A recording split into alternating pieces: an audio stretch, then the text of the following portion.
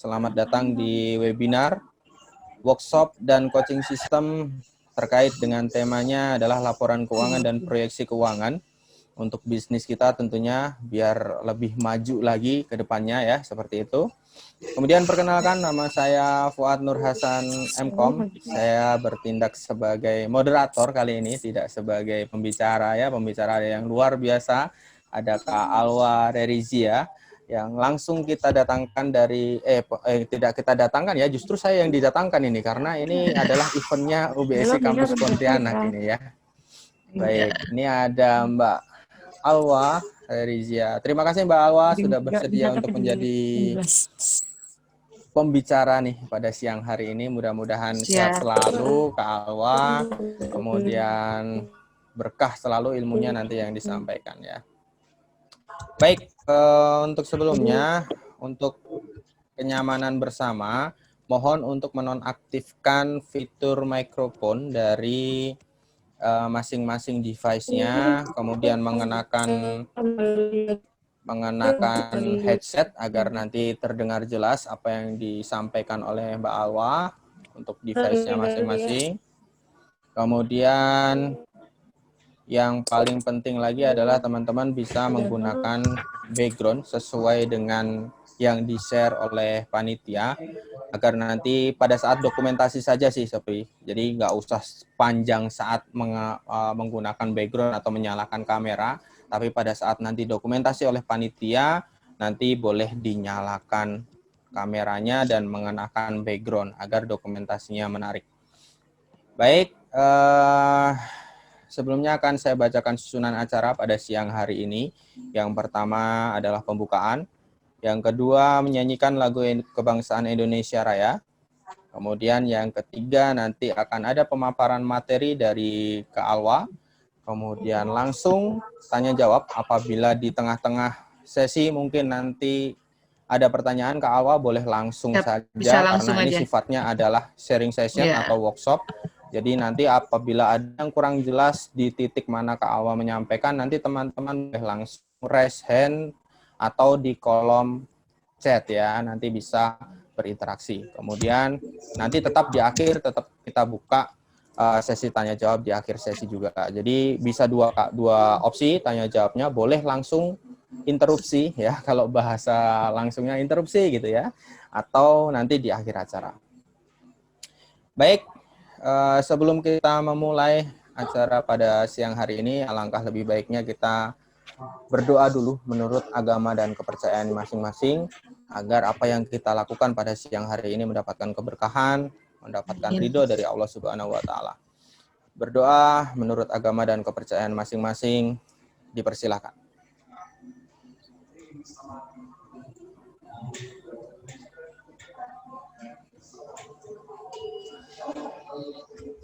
Berdoa selesai.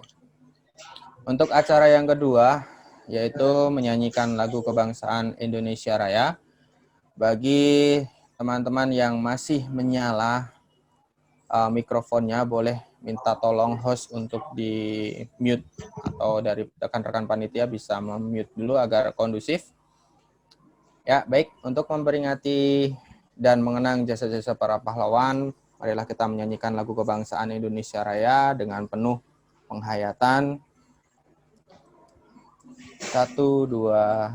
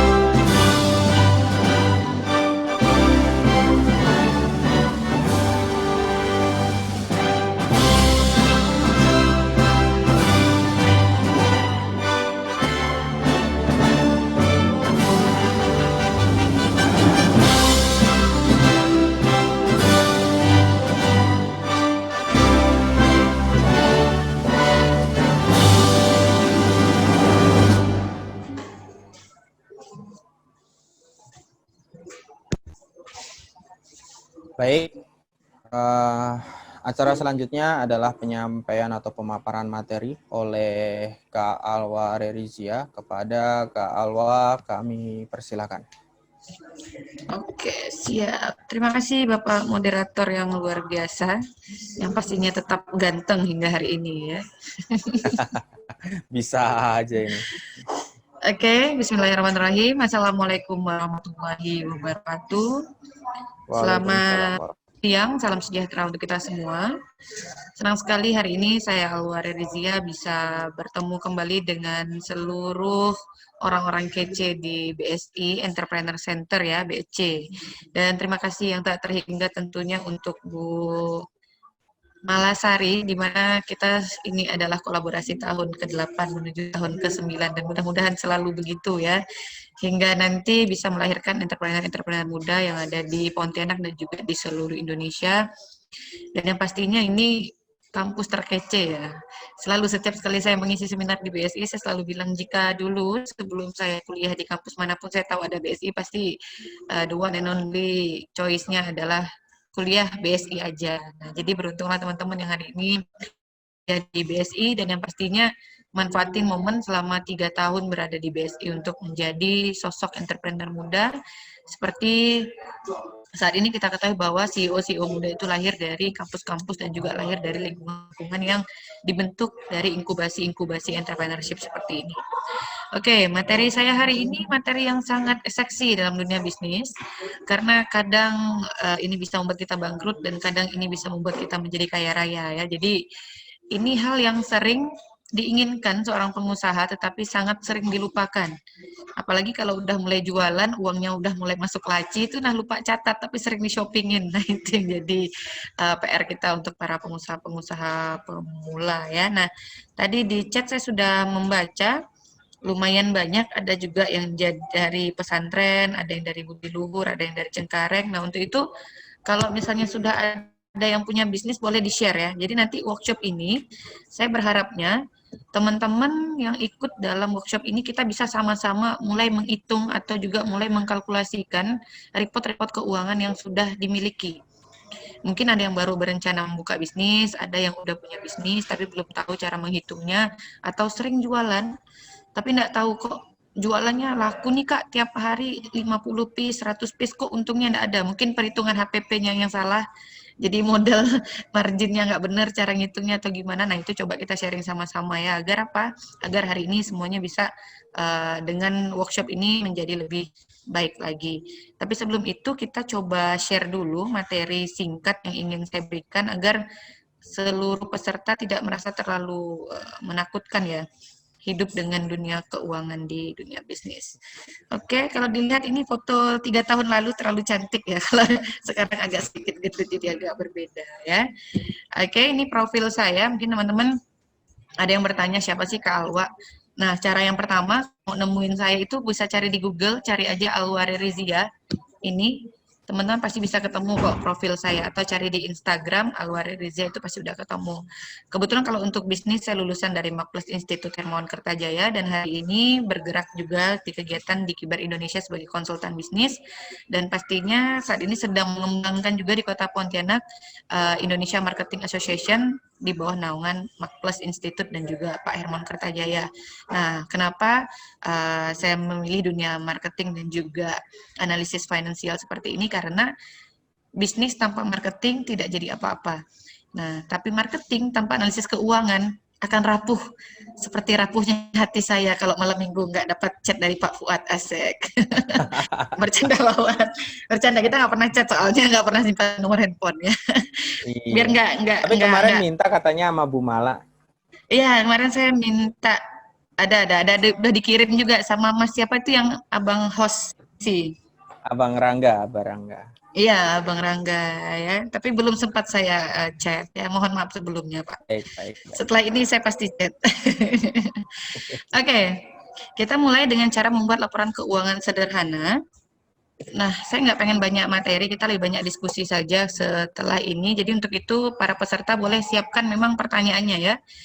Langkah yang pertama ketika Anda akan memulai bisnis atau Anda sudah memulai bisnis dan Anda ingin membenarkan laporan keuangan Anda atau merapikan laporan keuangan Anda, maka Anda harus memisahkan atau membuat sebuah buku catatan pengeluaran.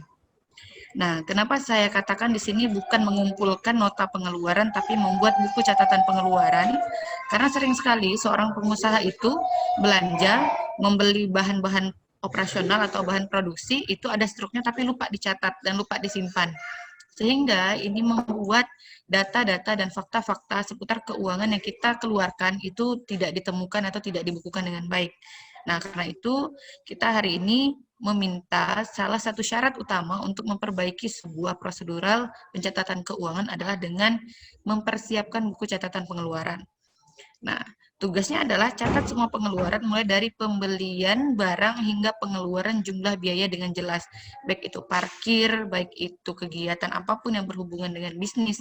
Bahkan ketika kita ngopi atau kita melakukan negosiasi, networking untuk sebuah proses dari bisnis kita, maka kita wajib mencatat apapun bentuknya itu. Nah, buku catatan pengeluaran dibuat terpisah sejak awal membuka sebuah usaha. Nah, ini wajib. Jadi kadang-kadang kan ketika melihat yang namanya analisis finansial di sebuah bisnis, kita langsung mikirnya, oh neraca, oh laba rugi, oh kolom Excel, oh kotak-kotak nih kayak gini. Nah, itu udah mikirnya udah ribet banget. Padahal untuk sebuah analisis keuangan itu bisa dimulai dari bagaimana kita bisa mencatat pengeluaran dengan baik dan benar. Karena pengeluaran inilah yang akan kita kembalikan dalam bentuk pemasukan nantinya. Nah, jadi ini harus kita pahami ya. Jangan pemasukannya aja yang dicatat, pengeluarannya nggak pernah dicatat.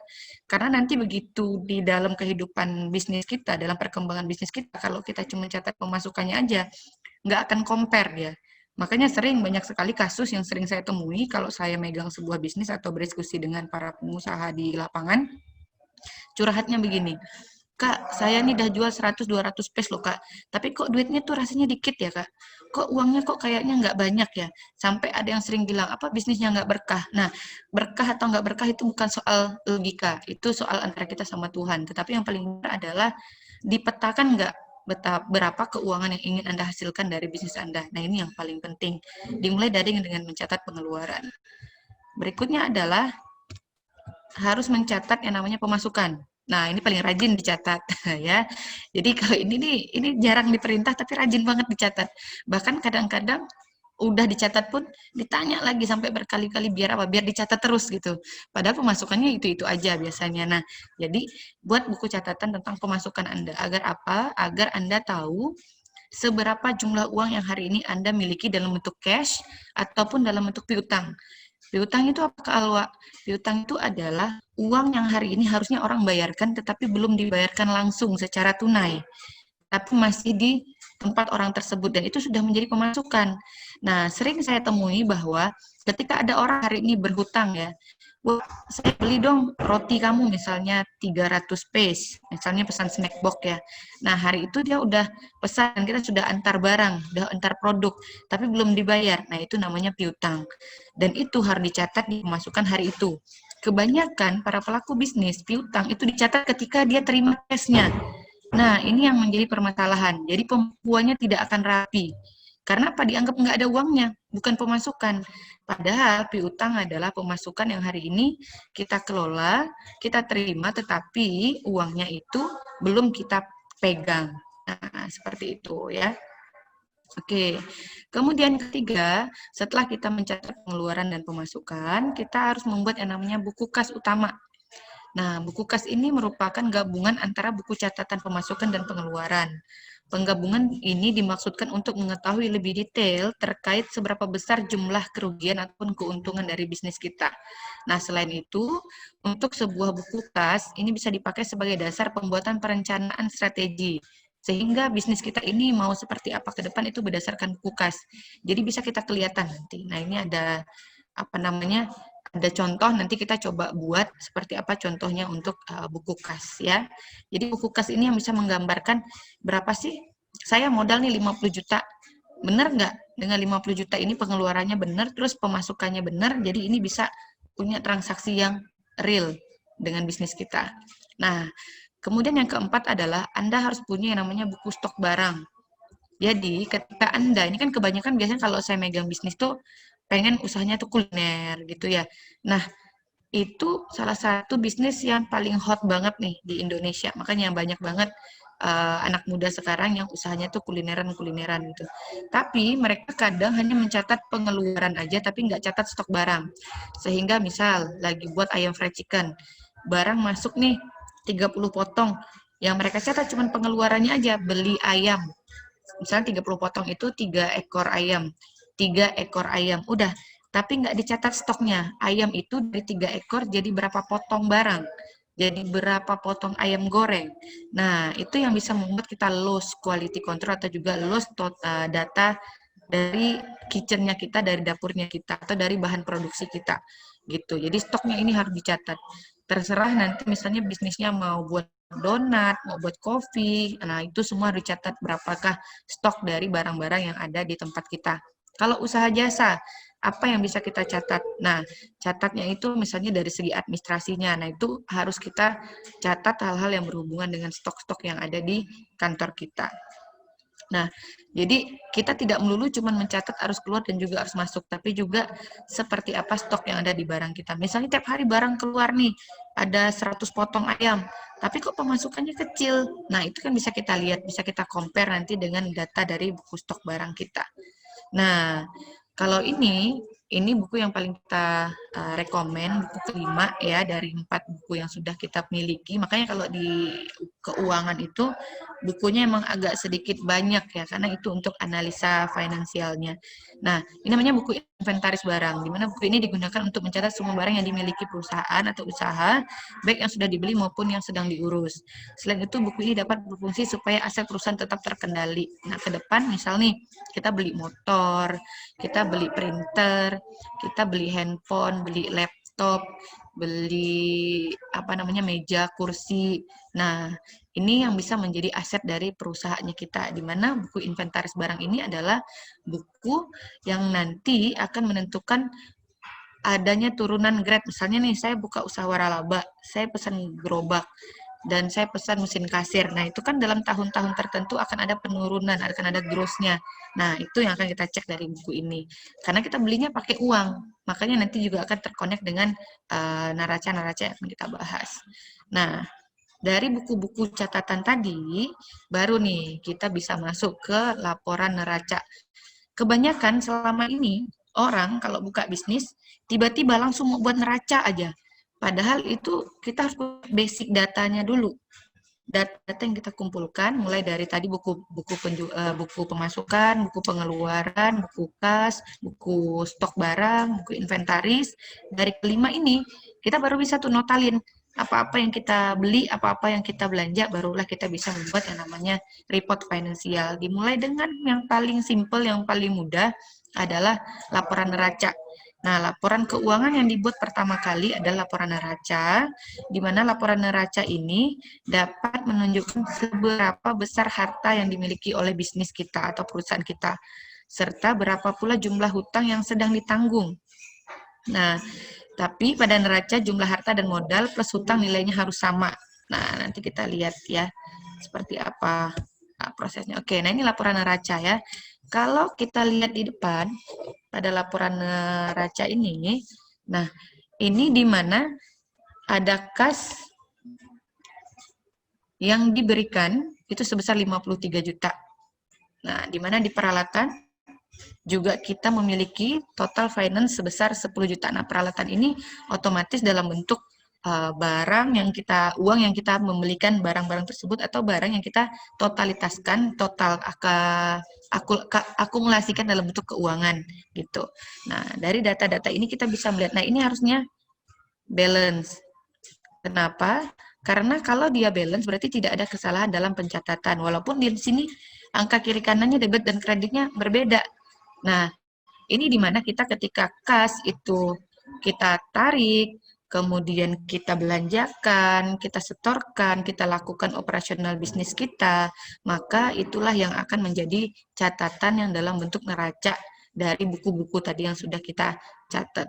Gitu. Nah, kalau dilihat dari sini, di transaksi ini jelas bahwasanya dari debitnya kita memiliki kas sebesar 53 juta di mana kita punya peralatan ya. Nah, peralatan itu kita beli sedemikian rupa, misalnya anggaplah ya kita, kalau ini neracanya ini untuk bisnis Pasti Doyan Indonesia itu salah satu bisnis waralaba yang hari ini sedang saya coaching. Jadi ini adalah data modal awal dari sebuah bisnis Pasti Doyan Indonesia yang sedang saya coaching di Kota Pontianak ya, gitu.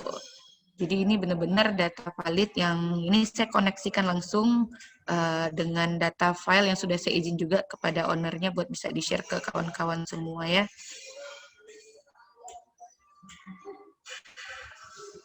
Oke, jadi bisa dilihat dulu. Nah, untuk nanti kita workshop, silakan mempersiapkan. Saya kasih waktu 3 menit. Nggak ada yang lama kali ya, 3 menit. 1 menit deh. Buat siapin pulpen sama kertas. Karena bentar lagi kita bakalan mulai praktek. Ya, kita bakalan mulai praktek dan kita bakalan diskusi nih sama para peserta semua. Boleh? Saya kasih waktu 1 menit untuk mempersiapkan kertas HPS. Kalau nggak kertas HPS, mungkin kertas biasa ya, tapi jangan handphone ya, jangan handphone kalau bisa. Bener-bener kertas buku gitu buat dipegang, buat di ini kayak gini. Jadi ada apa namanya agenda atau apa, boleh disiapin dulu ya. Tadi saya lupa pas di awal. Jadi boleh disiapin dulu buku, nanti kita bisa diskusi ya. Saya bisa tanya-tanya nanti ke para peserta. Saya kasih waktu 1 menit ya buat siapin kertas sama bukunya.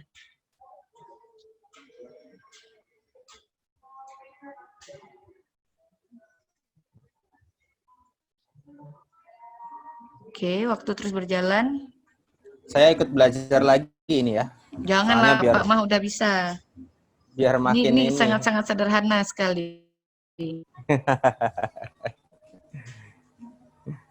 Oke, boleh ya sambil di ini dulu. Takutnya cuma ngedengar aja karena ini kan workshop ya, nggak boleh cuma ngedengar aja ya.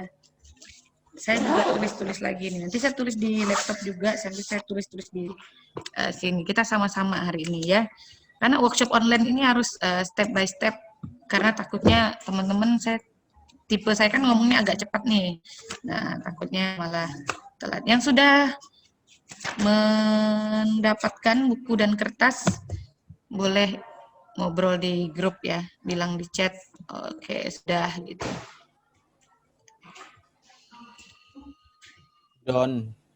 Dan ya di sini kan ada, kalau saya lihat nih ada yang mahasiswanya pakai NIM ya depannya ya, ada Ibu Mbak Narti, Mbak Fikri, Francisco Julio, Ahmad Nur, ada Dewi Prananda, Azila, kemudian ada Dinda, Aprilina, Mariam.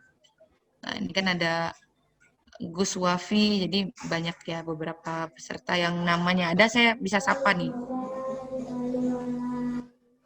Oke. Ada dedek-dedek juga ikut lagi ngaji dia. Oke, boleh di mute ya yang siapa ya? Saya Bu, itu Bu. Bapak kah? Biasa hari Kamis selalu ada qasidahan di depan.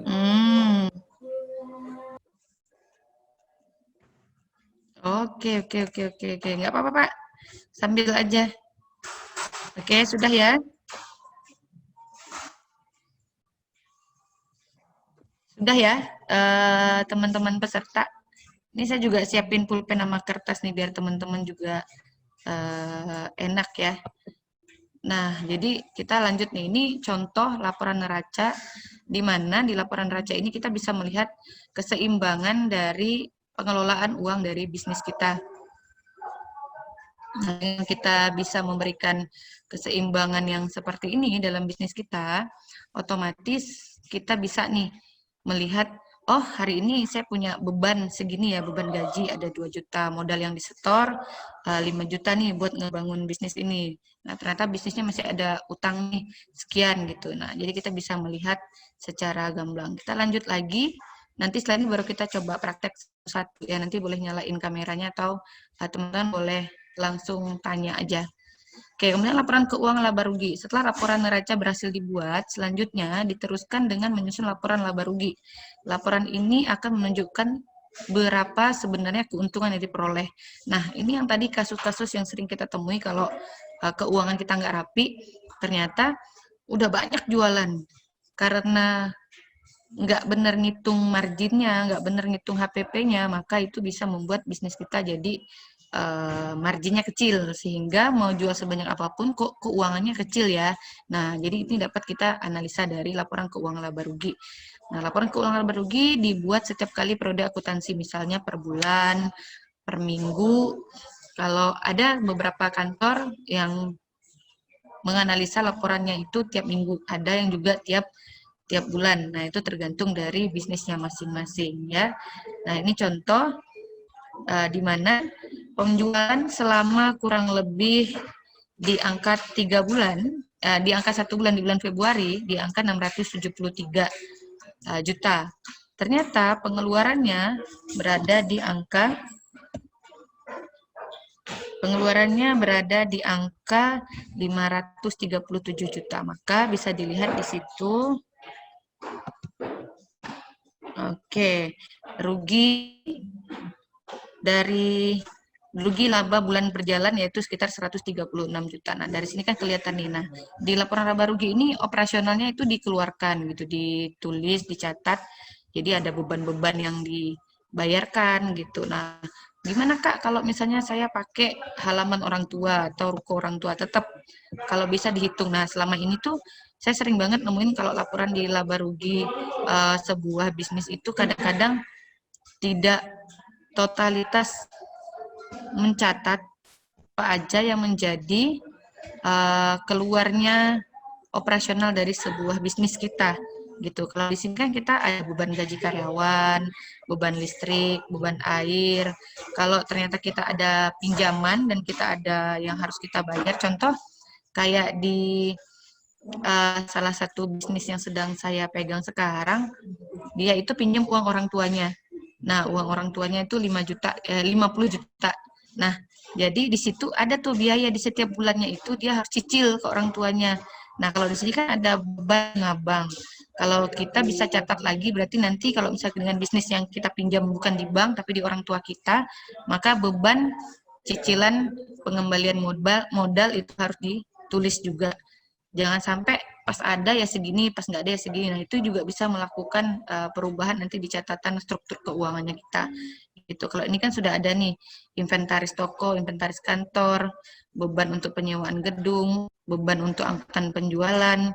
Jadi misalnya di setiap pre-weekend kita buka booth, atau misalnya kita ada expo atau apa, nah itu dimasukin semua. Jadi apa yang terjadi selama Februari itu dari hal-hal yang kita lakukan.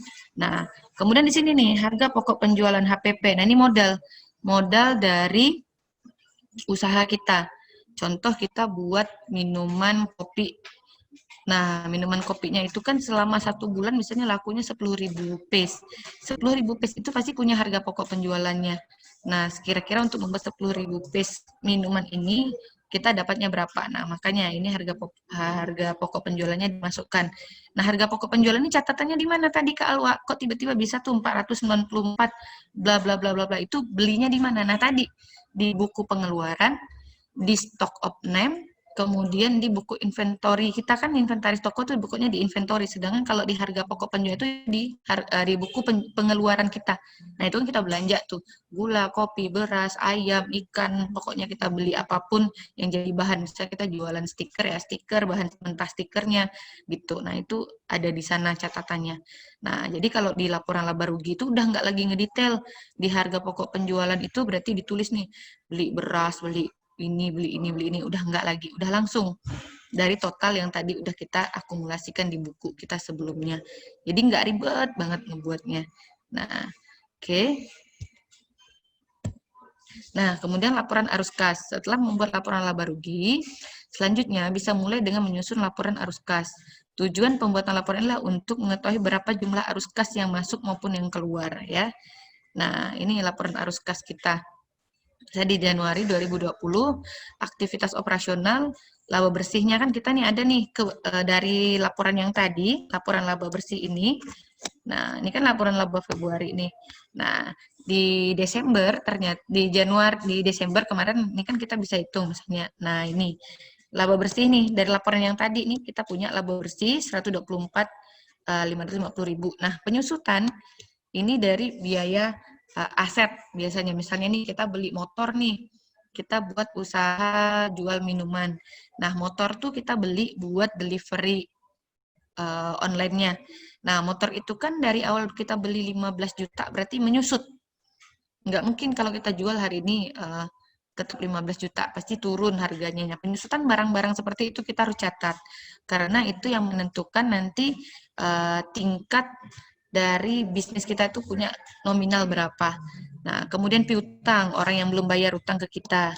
Nah, itu ternyata ada sekitar 45 juta. Wah, banyak ya, gitu. Nah, kitanya sendiri, nah, ada utang usaha seperti apa. Nah, persediaan itu adalah stok sisa yang setelah kita jual satu periode, ada nih barang-barangnya nih, ada telur, ada apa yang belum habis, nah itu totalin lagi persediaannya berapa.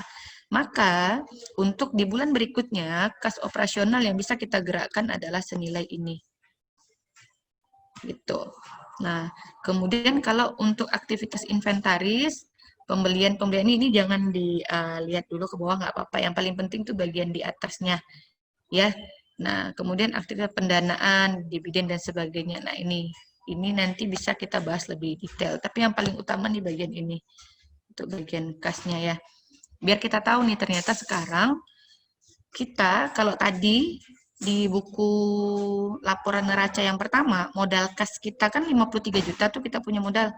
Kalau sekarang ternyata setelah bisnisnya berjalan, setelah running, ternyata kita punya kurang lebih 214.680.000 yang bisa kita gerakkan sebagai langkah untuk memulai bisnis kita di Januari. Nah, ini harus lakukan konsisten tiap bulan, tiap minggu gitu. Kalau bisnisnya memang hitungannya tiap minggu, tergantung nanti bagi hasilnya atau tergantung nanti dari pola penggajiannya. Nah, inilah perubahan modal. Jadi, meskipun termasuk perubahan skala kecil, sebaiknya dilakukan penyusunan laporan perubahan modal. Laporan ini dibuat untuk menggambarkan perubahan modal dari usaha kita. Selain itu, laporan perubahan modal dapat menunjukkan dari mana sumber perubahan modal yang diperlukan dari bisnis kita. Nah, contoh, kita punya modal awal 200 juta membuat sebuah bisnis. Kita punya laba bersih selama kemarin 1 bulan di Desember 85 juta. Kemudian kita punya previous sekitar kurang lebih 10 juta, maka penambahan modalnya itu adalah 75 juta. Jadi yang awalnya kita start dengan bisnis ini di angka 200 juta, sekarang kita punya modal tambahan itu sebesar 75 juta. Berarti bisnis kita sehat atau nggak sehat, nah itu yang nanti akan kita lihat kesiapan dari bisnis kita. Nah, jadi kita modal awal nih dapat 200 juta, laba bersih 85 juta. Terus ya kita mau liburan mungkin akhir tahun, ambil dikit ya 10 juta, atau kita pengen apa ya, nambah yang lain di pribadinya kita. Nah, kita ambil nih di prevonya kurang lebih 10 juta. Jadi sisalah dari bisnis kita di tahun 2020 ini adalah senilai 275 juta. Nah, ini yang bisa melihat selama setahun saya jalanin bisnis ini kayak gini. Nah, itu terlihat nanti di laporan modal kita. Nah, ini beberapa istilah yang sering kita temui dalam dunia keuangan. HPP atau harga pokok penjualan. Setelah HPP kita pasti menentukan harga jual, kita akan punya yang namanya margin, ada omset, ada profit, ada break even point. Nah, ini 1 2 3 4 5 6 kata yang kalau dalam dunia bisnis itu pasti kudu wajib dimengerti dan juga dipahami. Nah, apa itu harga pokok penjualan? Harga pokok adalah sering juga disebut dengan harga modal atau harga dasar dari sebuah produk atau jasa yang hari ini akan kita jual ke orang lain. Nah, harga jual adalah harga pokok yang sudah ditambah margin. Nah, gitu. Jadi ini punya maknanya masing-masing gitu ya. Nah, nanti kita coba nih, kita akan praktek cara menghitung harga pokok, harga jual, margin, omset, dan juga break even point dari sebuah bisnis ya. Nah, kemudian margin adalah range, pola-pola seperti ini kita ingin menjadi lebih baik dari segi catatan finansial kita. Oke, sekarang time to praktek ya. Sudah siap kertasnya semua? Saya kasih soal. Kita sama-sama nih. Nah, saya akan kasih sebuah soal ya. Bukan soal sih ya, tapi lebih kepada case ya, kasus. Nah, kita sekarang coba ke menentukan harga pokok penjualan dulu. Kita nggak buat laba neraca-neraca dulu ya. Cara menentukan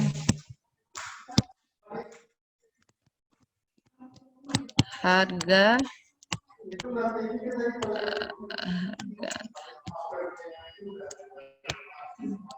menentukan harga pokok.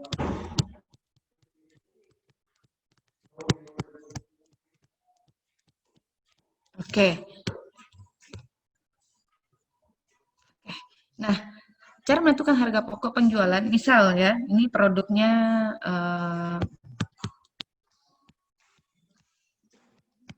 adalah minuman mango Thai. Oke. Ini lebih asik kalau saya share produk aja ya. Ntar ya, saya sharein produk. Kita sama-sama nih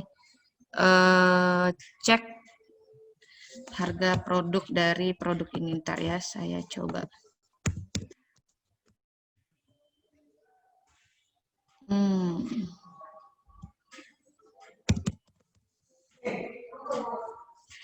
Oke. Saya coba liatin ya sebuah produk ya. Tadi saya sudah setting dia masuk tapi dia tidak masuk di sini.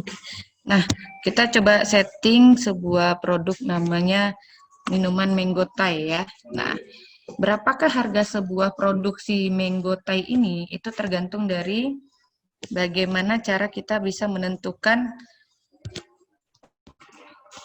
harga pokoknya.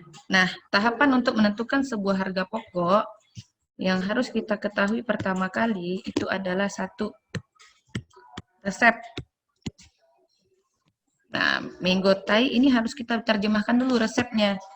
Ternyata resepnya adalah 100 gram susu bubuk. Misalnya, kemudian 200 gram mangga, kemudian kita kasih 100 gram susu cair, es batu. Nah, maka dari sini kita harus tahu dulu nih, harga per 100 gram susu bubuknya ini berapa. Nah, misalnya ini susunya ya, ini apa namanya, komponennya. Maka anggap ini misalnya Rp2.000, ini di angka 1.000,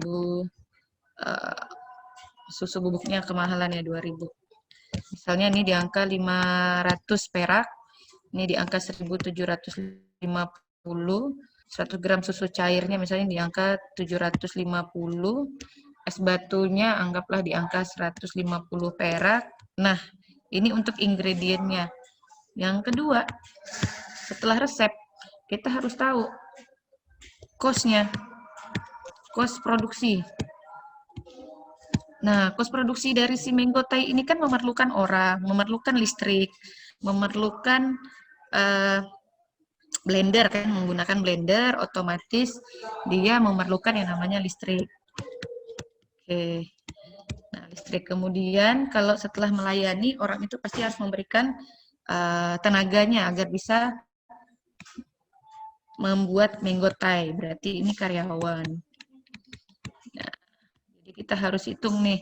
Nah, jadi harga dari si Menggotainya dengan modal produknya aja itu angkanya di angka 500 ditambah 1.750 ditambah 750 ditambah 150. Saya minta hitung kepada yang namanya saya sebut Mbak Mariam mana? Mbak Mariam, NIP-nya 122101 sekian sekian sekian. Lagi standby nggak Mbak? Halo Mbak Mariam. Ada kayaknya, ada Bu. Ada ya, nggak jawab ya. Nah, ini biar pada ikut interaksi nih. Kalau misalnya nggak pada interaksi, ntar kita sayang ini diskusinya ya. Oke.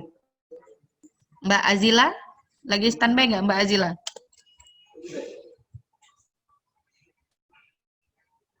Oke, kalau belum berarti saya lanjut hitung ya. Nah, jadi kalau untuk menghitung HPP kita harus hitung nih. Berarti 500 ditambah 1.750 ditambah 750 ditambah 150. Nah, berarti modal untuk sebuah produk namanya si Menggotai ini di angka 3.150. Nah, dengan seperti ini harga dari si produknya. Cumanya produk ini kan menanggung kos. Misalnya listriknya kita anggarkan Rp200, karyawannya per satu gelas itu menanggung karyawan, jasa untuk kita bayar karyawan itu misalnya di angka 250. Maka ini ditambah lagi, diakumulasi lagi, maka dapatlah harga dari produk ini kurang lebih di angka 3.500. Nah, setelah dapat angka seperti ini, kira-kira kita mau jual berapa nih? Nah, apakah langsung bisa dijual? Nah, kita lihat dulu, ada lagi cost-nya. Nah, packingannya, stikernya, nah gitu. Jadi kita harus hitung dulu nih gelasnya. Kayak gini kan gula misalnya atau apa. Jadi resepnya emang harus dihitung dulu. Gelas, stiker. Nah, jadi biaya-biaya seperti ini harus dirumuskan dulu untuk kita mendapatkan harga pokok penjualan sebuah produk. Nah, kalau jasa, gimana Mbak Alwa kalau misalnya jasa? Nah, misalnya di jasa, nah, kalau untuk di jasa, misalnya jasa les bahasa Inggris ya, les bahasa Mandarin. Oke, nah misalnya les bahasa Mandarin, maka yang harus kita hitung itu adalah sewa gedung,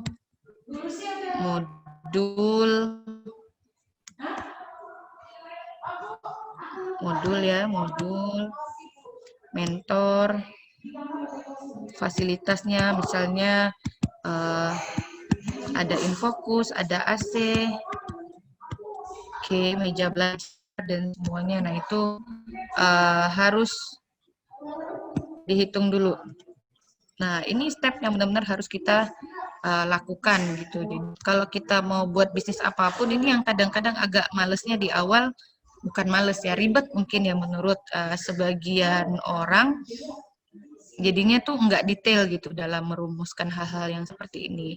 Nah, jadi ini ada bagian-bagian tertentu yang memang bisa kita siapkan untuk bisa kita merumuskan yang namanya harga pokok penjualan, baik itu dari produk ataupun dari jasa. Kalau di fashion gimana? Sama.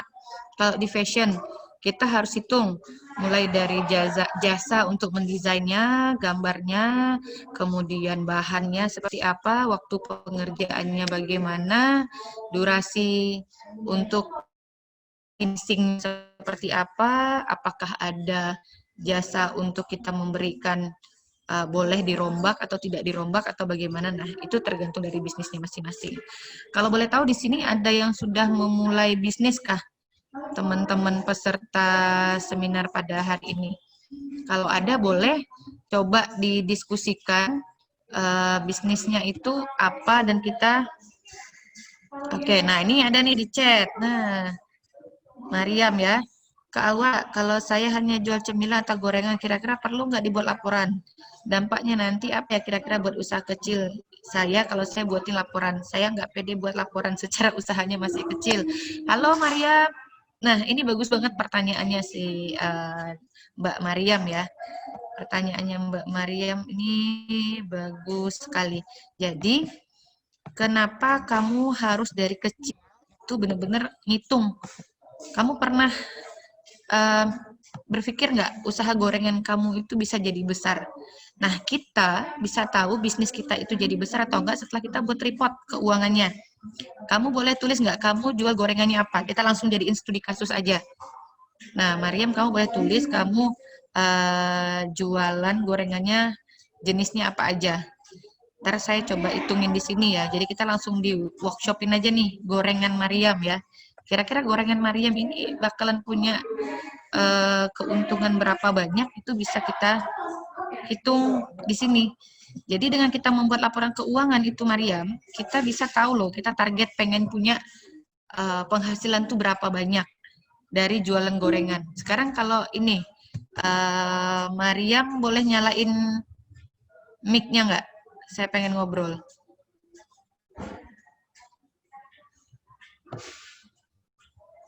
Biar enak nih kita tiktokannya. Ini udah ada nih Mariam. Yang lain boleh ngerespon ya bisnisnya apa gitu buat bisa kita jadiin kasus. Karena kalau kasusnya dari saya aja, ntar teman-teman mikirnya, oh mungkin beda beda penangkapan gitu. Tapi kalau ini kan udah ada nih dari Mariam, teman-teman juga udah bisa baca kasusnya masing-masing. Oke, Mariam. Mbak Mariam boleh nyalain ini nggak suaranya? Saya mau tahu gorengan yang di ini dijual gorengan jenis apa? Sepertinya mic-nya gangguan kali. Oh, oke. Mbak Mariam, halo. Boleh di-ask to unmute? Atau Mbak Mariamnya masih, oh namanya hilang ya dari sini Mbak Mariamnya ya? Atau, Oh, putus kali.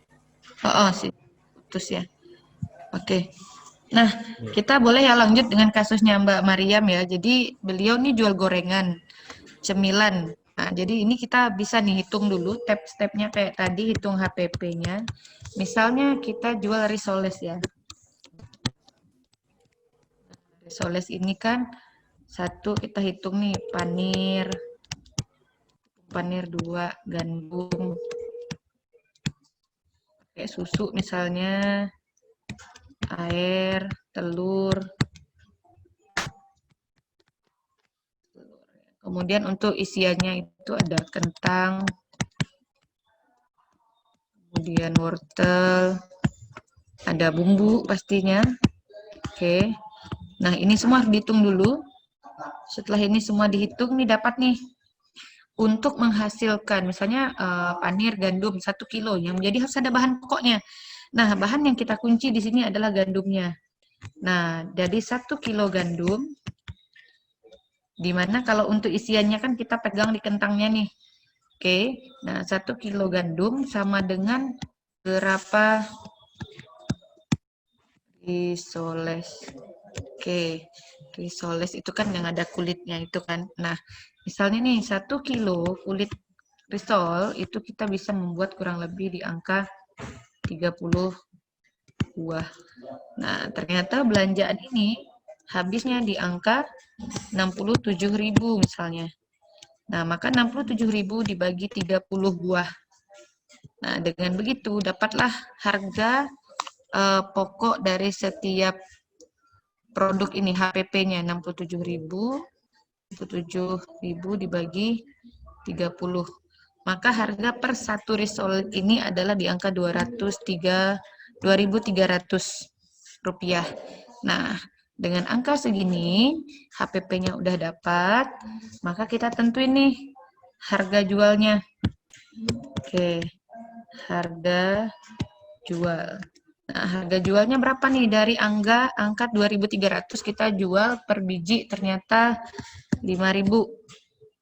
Oke, nah berarti risoles kita punya margin, ya kita tulis nih dikurang 2.300, maka dari 5.000 rupiah dikurang 2.300. Oke, kita punya 2.700 nih. Nah, ini namanya margin. Oke, margin. Nah, ini harga jual kita di angka Rp5.000. Nah, kira-kira kalau saya jual sehari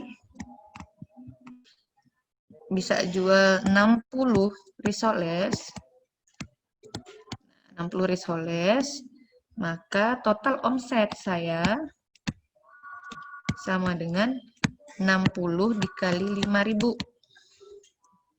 Nah, 60 dikali 5.000, itu berarti kita dapat 300.000. Nah, ini namanya omset. Sedangkan kalau kita mau hitung profitnya, oke, kalau kita mau menghitung profit adalah 2.700 dikali 60. Oke, jadi 60 dikali 2.700. Maka profit kita di angka 162.000. Nah, ini contoh di mana kita udah punya nih hitung-hitungan buat bisnis kita. Nah, di bisnis ini udah ada formulanya. Ternyata dengan saya belanja 67.000 menghasilkan 30 risoles. Nah, saya pengen jual 60 risol. 60 risol ya, 60 risol. Maka di sini kita udah bisa nih catat nih. Catat di sini kan 60 risol, dimana dengan 60 risol berarti kan belanjanya 2 kali itu, 67.000-nya dikali 2. 67.000-nya dikali 2, sehingga kita punya hitung-hitungan nih. Sekarang ternyata bisnis saya hari ini itu adalah 67.000 untuk 30 risol. Ini modalnya ya. Modal dengan 67.000 per 30 risoles. Terus saya mau buat 60 risoles, maka 60 risoles sama dengan 67 dikali 2, 67.000 ya. Hasilnya adalah 134.000. Benar nggak? 67 kali 2 ya, 67 kali 2. Oke, ya 134.000. Nah, dengan modal 134.000, saya bisa menghasilkan ini. Modal 134.000 hasilnya. Oke, sama dengan 300.000. Nah, maka keuntungan yang saya dapat adalah 300.000 dikurang 134.000. Oke.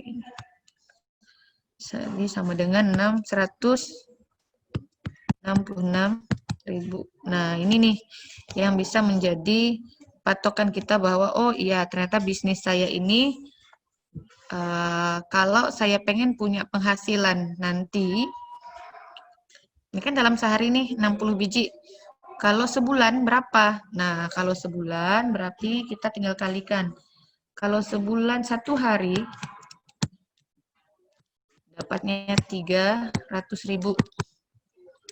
Nah, dikali 30 hari. 30 hari, 9 juta ya. Oke, 9 juta. Nah, jangan sepelein jualan gorengan juga. Oke, nah. Dapatnya 9 juta, di mana dari 9 juta ini profit kita adalah 166.000 dikali 30. 166 kali 30 sama dengan 4.980.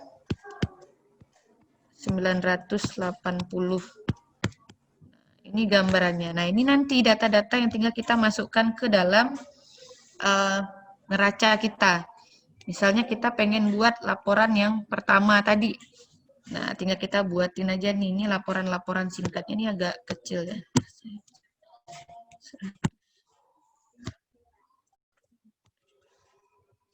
Oke.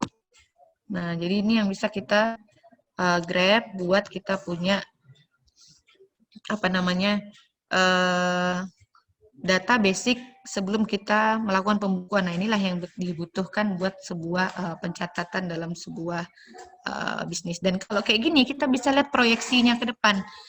Kan simpel pertanyaannya, saya jual gorengan nih Kak Alwa, saya malu buat pembukuan. Apakah usaha gorengan sekecil saya itu harus buat pembukuan, dan kan itu belum usaha yang besar. Nah, Mariam, dengan kita bisa memetakan satu produk aja, kita udah tahu nih proyeksi keuangan dari bisnis kita.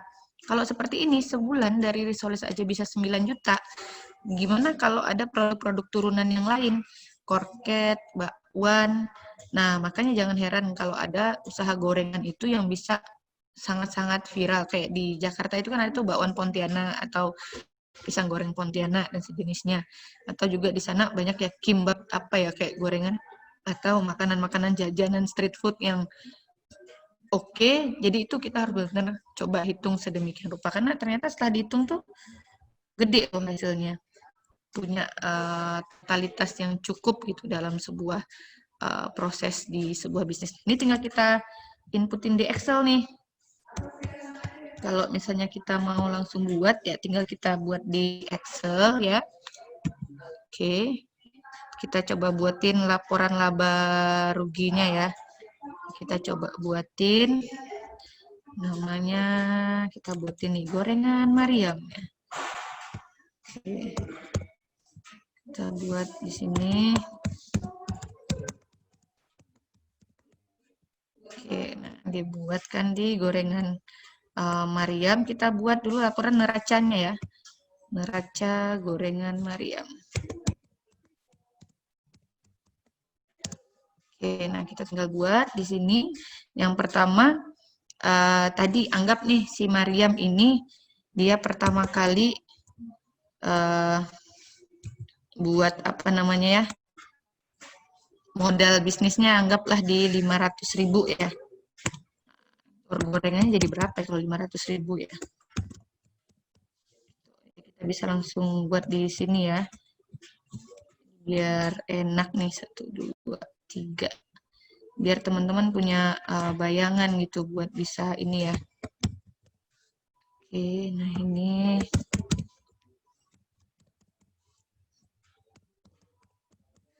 Oke, pertama Mariam punya kas. Kasnya Mariam itu anggap 500.000. Nah, kemudian Mariam beli wajan ya, peralatan ya.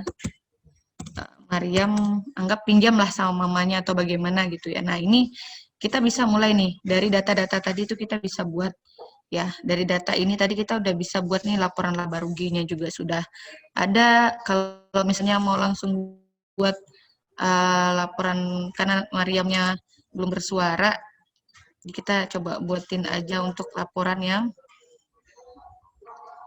laporan laba ruginya Mariam ya, boleh kita coba buatin laporan laba ruginya Mariam ya. Nah, kalau misalnya buat laporan laba rugi, teman-teman udah lihat di situ ada HPP sama ada Mariam kan belum punya karyawan, tetapi harus menggaji dirinya sendiri. Nah, dari itu dikeluarkan juga tuh dari report keuangannya. Jadi harusnya ada walaupun diri kita sendiri, nah kebanyakan nih kadang di lapangan karena saya yang jualan Kak, jadi saya nggak gaji diri saya, terus saya nggak bayar tenaga saya. Nah, itu yang jadi kesalahan-kesalahan yang paling krusial ya selama ini di lapangan ya. Nah, seperti itu. Oke, sebelum kita lanjut, sudah hampir 1 jam kita bercop-cop. Ada yang mau ditanyain nggak dari para peserta nih? Saya pengen lihat dulu dong pesertanya ini pada kemana ini suaranya. Pada bubuk cantik, bubuk ganteng. Iya, bubuk cantik dan bubuk ganteng apa gimana ini? Jadi enaknya tuh kalau virtual ya ngobrol juga ya kayak kemarin itu kan seru gitu. Ini mau dipanggil juga saya nggak bisa panggil namanya, ada 17 1C ya. Kemudian ada kan nggak kelihatan semua. Nah, Mas Farhan nih, ini peserta apa panitia nih? Peserta. Oh, peserta. Nah, Mas Farhan, Karena Mas Farhan tiba-tiba muncul videonya nih, saya pengen nyapa dulu nih. Saya dari tadi kayak berasa ngomong sendiri nih, nggak seru nih. Aduh, menyesal saya menyalakan kamera, kata dia. Ya, nggak apa-apa, Anda sudah telanjur saya lihat ya. Mas Farhan, posisi di mana? Ya, Bu. Ya, Pak. Ya, gimana? Posisi di mana? Pontianak. Pontianak. Oke, udah punya bisnis belum? Kita diskusi dong di workshopnya biar seru gitu loh. Ya, jangan diem-diem aja. Online, Bu. Oke, nah coba ceritain bisnis kamu. Jadi kita coba buatin keuangannya, proyeksi keuangannya. Cuman sepatu sih, Bu. Cuman sepatu, jangan gitu dong, sekecil apapun itu ini tetap bisnis. Jangan Oke, ada coba kata cerita. cuman dong.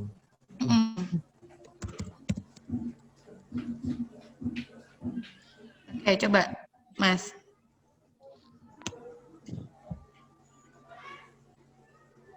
Mas Farhan? Ya, Bu. Ya, ceritain bisnisnya dong. Jangan malu-malu gitu, siapa tahu di sini ada yang mau beli sepatunya.